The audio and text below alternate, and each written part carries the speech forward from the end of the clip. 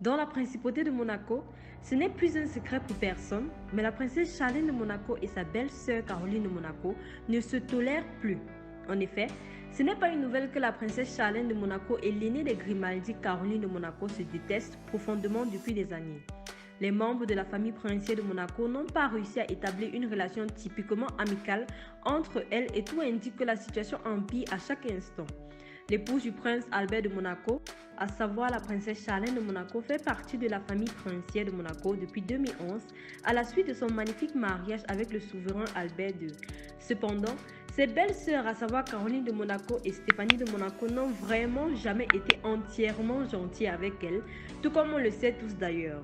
En fait, le problème est que la femme du prince Albert de Monaco, c'est-à-dire la princesse Charlène de Monaco, est celle qui est au centre des attentions avec l'une de ses belles-sœurs, notamment Caroline de Monaco. Grâce à sa position au sein du palais princier de Monaco, la princesse Charlène est celle qui exerce le plus de pouvoir et prend la plupart des grandes décisions au palais. Chose qui en réalité était convoitée par la princesse Caroline de Monaco, qui s'est toujours considérée comme la véritable princesse de Monaco.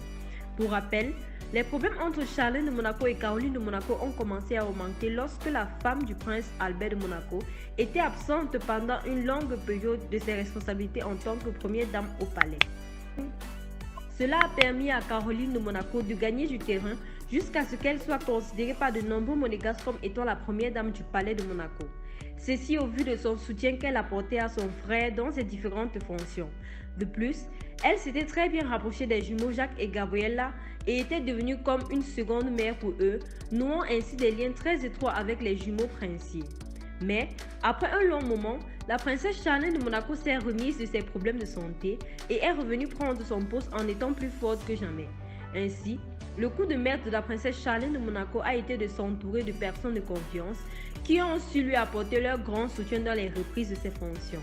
Cette attitude a été très bien vue par le souverain Albert II, qui a été contraint de laisser en quelque sorte sa sœur Caroline de côté.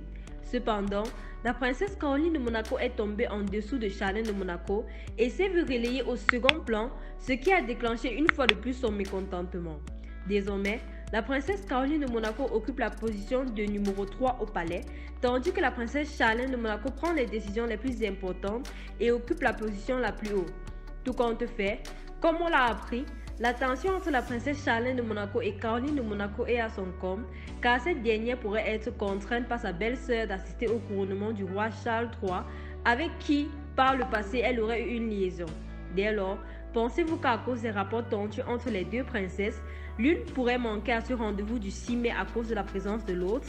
Laissez-nous vos réponses dans les commentaires et nous vous donnons rendez-vous dans nos prochaines vidéos. Merci une fois de plus et restez scotchés.